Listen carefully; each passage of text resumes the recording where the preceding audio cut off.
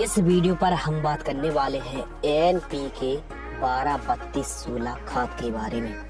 NPK 12-32-16 जो खाद आती है हमारे किसान भाइयों को जानना बहुत ही जरूरी है। इसका क्या महत्व है, कितनी मात्रा पर देना चाहिए, कौन सी फसलों पर देना चाहिए, कब देना चाहिए, कैसे इस्तेमाल करना चाहिए, क्या फायदे क्या नुकसान हो सकते हैं, पूरे परफॉर्मेंस के बारे में बात करने वाले हैं। यानी NPK 12-32-16 जो काफी प्रचलित खाद है, हर पौधे पर जरूरत पड़ती है। इस प्रकार मनुष्य को भोजन की आवश्यकता पड़ती है, पानी की आवश्यकता पड़ती है, सांस की आवश्यकता पड़ती है, ठीक उसी प्रकार हमारे पौधे को, हमारी फसलों को भी जरूरत पड़ती है नाइट्रोजन की, फास्फोरस की और पोटेशियम की। इन तीन पोषक तत्वों की सबसे ज्यादा जरूरत पड़ती है। अन्य पोषक तत्व भी होते हैं लेकिन इनका काफी ज्यादा रोल कॉल रहता है, काफी ज्यादा महत्व रहता है। तो आज की वीडियो पर आपको NPK यानी नाइट्रोजन, फास्फोरस, पोटेशियम का जो रेशियो आता है 12-32-16, आपको बता दें कि नाइट्रोजन की मात्रा होती है 12%, फास्फोरस की मात्रा होती है 32% और पोटेशियम की मात्रा होती है 16%। कई कंपनी की यह फर्टिलाइजर्स आती है, आप किसी भी कंपनी की इस्तेमाल कर सकते हैं। यह वीडियो केवल एजुकेशन है, जब आप बुआई करते हैं तब आप इस्तेमाल कर सकते हैं NPK 12-32-16 अपने खेत पर। यह घुलनशील खाद नहीं है, जानकारी के लिए आपको बता दें। यह धीरे धीरे घुलती है। NPK मुख्य पोषक तत्वों में से एक है। एक पौधे की ग्रोथ के लिए, विकास के लिए, बढ़वार के लिए, उपज के लिए अधिक रोल कॉल रहता है NPK 12-32-16 का या फिर NPK खाद का। अक्सर देखते हैं कि बुआई के समय ही हम ज्यादातर NPK 12-32-16 को देते हैं। यदि हमारी फसलों में बुआई से लेके फसल पकने तक बीच बीच में कभी भी नाइट्रोजन, फास्फोरस और पोटेशियम की जरूरत पड़ती है तो हम अलग से घुलनशील खाद का इस्तेमाल करते हैं। जैसे घुलनशील खाद आती है मार्केट में 19-19-19-052-0050-70-44 और भी घुलनशील खाद आती है, उनको हम इस्तेमाल करते हैं।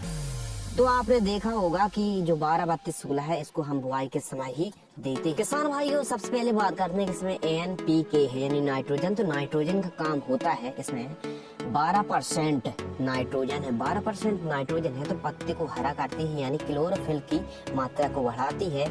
इसके अलावा इसमें 32% फास्फोरस है, तो फास्फोरस जड़ों को मजबूत करता है, तने को मजबूत करता है और रोग प्रतिरोधक क्षमता भी बढ़ाता है।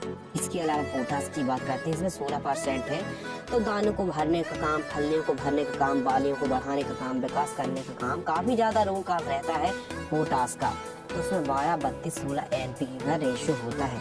यह घुलनशील खाद नहीं है, आप ड्रिप में मत चला दीजिए, यह फसलों पर धीरे धीरे घुलती है। तो NPK खाद से नए फुटाव आते हैं, फसल हरी रहती है, जड़ें मजबूत रहती है, तना भी स्ट्रॉन्ग रहता है और इसके अलावा दाने अच्छे तरीके से बढ़ते हैं। उपज उत्पादन में काफी ज्यादा, विकास में काफी ज्यादा रोल कॉल रहता है NPK खाद का।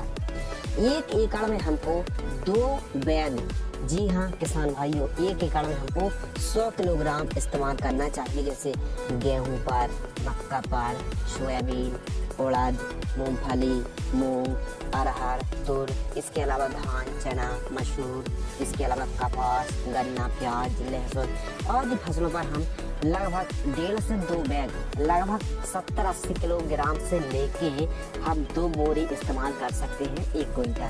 इसको आप बेसल डोज के रूप में इस्तेमाल कर सकते हैं। इसको आप ड्रिप सिंचाई के माध्यम से इस्तेमाल ना करें। ड्रिप सिंचाई के माध्यम से ड्रिप इरिगेशन लाइन जाम भी हो सकती है, तो आप इसको जब बुआई करें तब इस्तेमाल करें। इसके फायदे काफी अच्छे क्योंकि इसमें नाइट्रोजन, फास्फोरस और पोटेशियम की तीनों की मात्रा है। इसका अगर प्राइस के बारे में बात करें तो 50 किलोग्राम का पैक 1200 से 1400 रुपए के बीच में हमको मिलता है। अब इस वीडियो को देखने के बाद हमारे किसान भाइयों के मन में सवाल और सुझाव उठ सकते हैं कि क्या NPK 12-32-16 बेस्ट है या फिर DAP बेस्ट है। तो देखिए किसान भाइयों, NPK 12-32-16 में नाइट्रोजन, फास्फोरस, पोटास है, जबकि DAP में डायमोनियम फास्फेट है। जबकि किसान भाइयों DAP में नाइट्रोजन की मात्रा है और फास्फोरस की इसमें मात्रा है DAP में, जबकि NPK 12-32-16 में नाइट्रोजन भी है, फास्फोरस भी, पोटास भी है। तो यदि आपको यह वीडियो पसंद आती है तो वीडियो को आप लाइक कर सकते हैं। धन्यवाद।